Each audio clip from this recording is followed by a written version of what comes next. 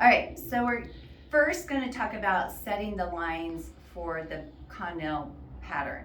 And each dog, their lines are going to be a little bit different based on their structure, how they're built, you know, where their rib cage ends, all that sort of stuff.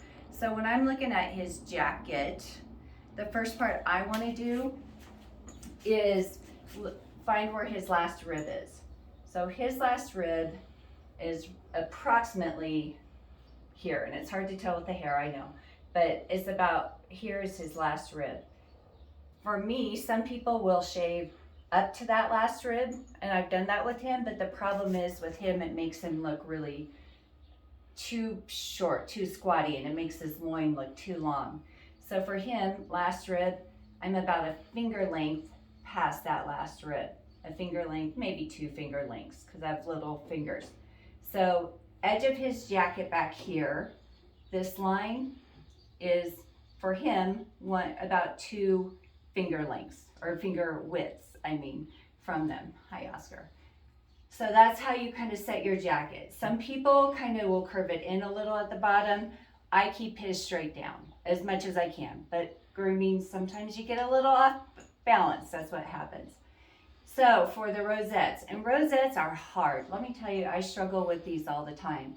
But the rosettes, you want about 1 finger length, and we'll do this again on the floor. Okay. 1 finger length between the rosettes. And for me, I try to find where the spine is and make that where it comes down the middle here. So, and again, sorry I keep saying finger lengths, but finger width. So finger width apart. Again, here we want about finger width between the edge of the jacket to the edge of the rosette. And from the back of the rosette is about 2 finger widths from the base of the tail. So again, I know it's a little difficult to see, but base of tail, about 2 finger widths here. Now, where they come down, that's where I have struggled in the past, but someone told me, look at where the soft tissue is, you know, the flap back here, and bring it down and kind of cover it in, not quite halfway, thanks Oscar, not quite halfway down into here, but you know, a good third of the way or so. And I think it's easier to shave it big and then make it smaller if you got it too big. So most of all, give yourself room to fix this, because the thing is, once you shave it, you gotta wait for it to grow back. So again, come down into the soft area. Don't come up too high in the hip bone. Come into the soft area. As a very, very well-known top professional handler told me, use the space. Use the space for some good hair. All right, we'll talk about the tail. The tail, sometimes I will admit I get a little high up again. Maybe 2 finger widths, or a finger width or 2 up, you know, to start the poof of the tail. When you come down to the back bracelets, you're gonna feel kind of this wouldn't be the ankle joint, but right here above, sorry, Oscar likes to lick. You're gonna wanna come right up here behind the hock bone, or where the point of the hock is.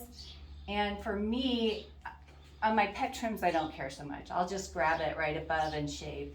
And he's kind of that way, but find where that point of the hock is and come a finger length or 2 above. So in the past, I will admit, his have been a little low on him because it's just my natural grooming style, but try to get a finger length or 2 above that hock bone so you can flare those out. And then the front, you're gonna want the line, so you got your line here. You want this line to be even. Some people say keep the front a little bit higher. Some people say keep this even across. I think it depends on your dog and what you wanna do, and yes, he likes to lick.